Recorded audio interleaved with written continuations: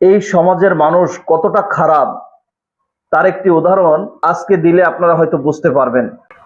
আমরা একই সমাজে বাস করি, পাশাপাশি বাস করি, কিন্তু আসলে আমাদের বিবেক বুদ্ধি সব নষ্ট হয়ে গিয়েছে।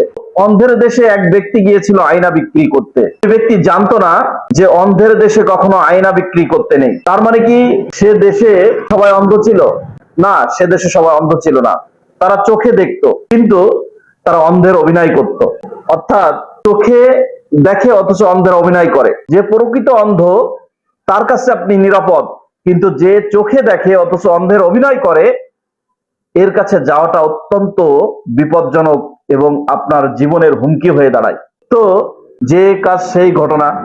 অন্ধের দেশে আয়না বিক্রি করতে গিয়েছে, বিক্রি করতে গিয়ে সেখান থেকে সে অপমানিত অপদস্থ হয়ে ফিরে এসেছে। আসলে আমি যেটা বলতে চাচ্ছি, এই সমাজে যদি আপনি অন্যায়ের বিরুদ্ধে কথা বলেন, অনিয়মের বিরুদ্ধে কথা বলেন, অত্যাচারের বিরুদ্ধে কথা বলেন, প্রশ্ন তোলেন, আপনি সেই প্রশ্নের উত্তর কখনোই পাবেন না। পাশাপাশি আপনার কণ্ঠকে চেপে ধরা হবে, আপনার গলাকে চেপে ধরা হবে, আপনার কণ্ঠকে রোধ করার চেষ্টা করা হবে, যাতে আপনি আর প্রশ্ন করতে না পারেন। এবং যারা অন্যায় করে, অনিয়ম করে, দুর্নীতি করে, তাদের কাছে অন্যায়, দুর্নীতি এবং অপরাধ ঢাকার হাজারো অপশন থাকে। এই হাজারো অপশনে, হাজারো মার কাছে তারা আপনাকে এমন ভাবে ঘিরে ধরবে যে আপনাকে সেখানে ক্ষমা চাইতে বাধ্য হতে হবে।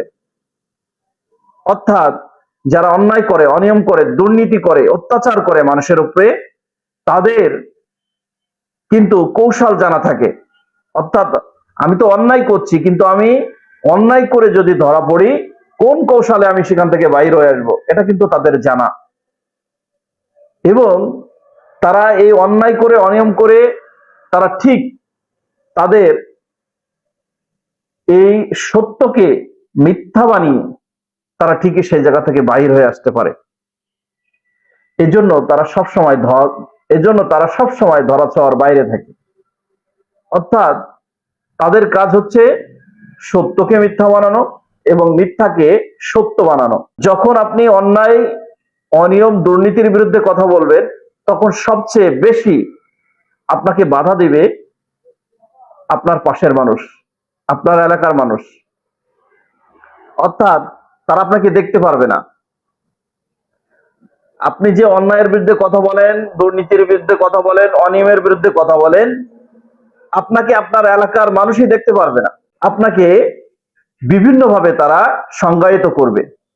কেউ আপনাকে বাটপার বলবে, কেউ আপনাকে ভিউ ব্যবসায়ী বলবে, কেউ আপনাকে বলবে দালাল বলবে। এইভাবে আপনার এলাকার মানুষ আপনাকে এইভাবে চেপে ধরার চেষ্টা করবে। অর্থাৎ আপনি যে সত্যের পক্ষে আছেন, আপনি যে ন্যায়ের পক্ষে আছেন, এই সত্য এবং ন্যায়ের পক্ষে থাকার কারণে তারা আপনাকে দালাল বলবে, তারা আপনাকে ভিউ ব্যবসায়ী বলবে, তারা আপনাকে বলবে বেশি পণ্ডিত, আবার কেউ বলবে বেশি বোঝে।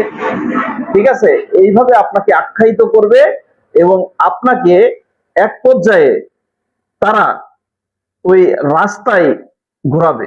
আসলে আমাদের সমাজের মানুষগুলো এরকম, আপনি অন্যায়ের বিরুদ্ধে কথা বলেছেন, অনিয়মের বিরুদ্ধে কথা বলেছেন, দুর্নীতির বিরুদ্ধে কথা বলেছেন, আপনার পাশে থাকা তো দূরের কথা, ওই সকল মানুষ আপনাকে দালাল বলবে, ভিউ ব্যবসায়ী বলবে, আপনাকে কি বলবে, বেশি পণ্ডিত বলবে, আপনাকে বলবে নেতাগিরি দেখাতে এসেছিল, আপনাকে বলবে নেতা হয়ে ওঠার চেষ্টা করছিল।